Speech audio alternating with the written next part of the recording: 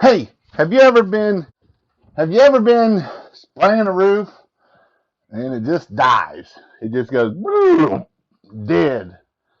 Crap. What is wrong with my roof pump? What is wrong with my soft wash problem? Today, I'm going to give you one issue that can be a problem in a way that we can test this, in a way that we can bypass this too. But before I get into that, I'm Jason Guyman here with PressureWashHelp.com to help you grow your business, be successful, and to change your life. Before I get into this video, I want to let you know I'm having a training in August 24th and 25th.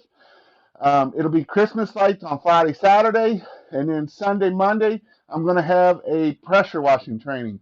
I got it. If you want to do both, you can. It's a discounted rate, or if you just want to do Friday or Sunday, Monday for the pressure washing class, teaches you everything you need to know about pressure washing, soft washing, how to get business, how to do the work, the whole 9 yards. So, one thing will cause this thing to quit working is when we're spraying this and we don't open our handle all the way and let that thing just sound like this.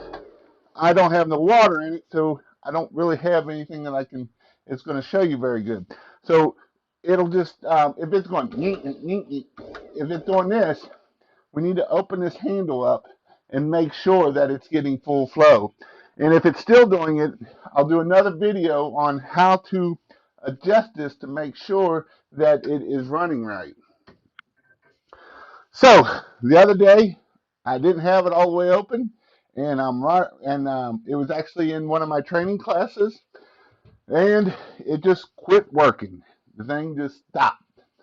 So I have a little kit, and I don't have no fuses. So what happened is I actually got fuses now. Is the fuse blown? And what you can do is you can look in here on some of your fuses there, and you can see if it's blown the fuse. And if it's blown the fuse, you can put a new fuse in right here, like so.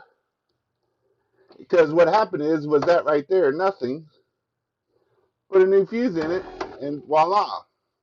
Now, what I did, because I didn't have no fuses, and I needed to get the job done, I made a jumper. And this jumper looks pretty rough. I know it does. Hope you can see it. With this jumper, you just stick it in there, and you're going to turn it on. Um, there is a couple things we can do with this. There is a relay in here that we may need to pull this off and jump the relay. And we're going to find the 2-hot that's going to feed the power to this. And basically, it's going to take out the sensor, and we're going to turn this and see if it can work that way. And that's the other way we can make sure. These fuses, I believe, are like 20 amp when they come. I usually like to boost them up a little bit to 30 amp. I mean, worst case scenario is it's going to melt my water, but the other case is it's going to blow pretty easy. And that's why I made a jumper so that I could keep working and keep able to soft washing a house. Because on our training, when I did my training, I taught how to use a pressure washer and downstream, and I also taught how to soft wash with a mixer valve and a 12 volt. Both work great. Um, this is something that I've just started doing a little bit of. I've never really done a whole lot of the whole soft washing this way. It worked fine. You don't have as much pressure with the pressure washer, so it kind of gives you that little extra ump in case there is a little bit. But this did work just fine, and it worked awesome. So I'm going to put my other one here in my spare box.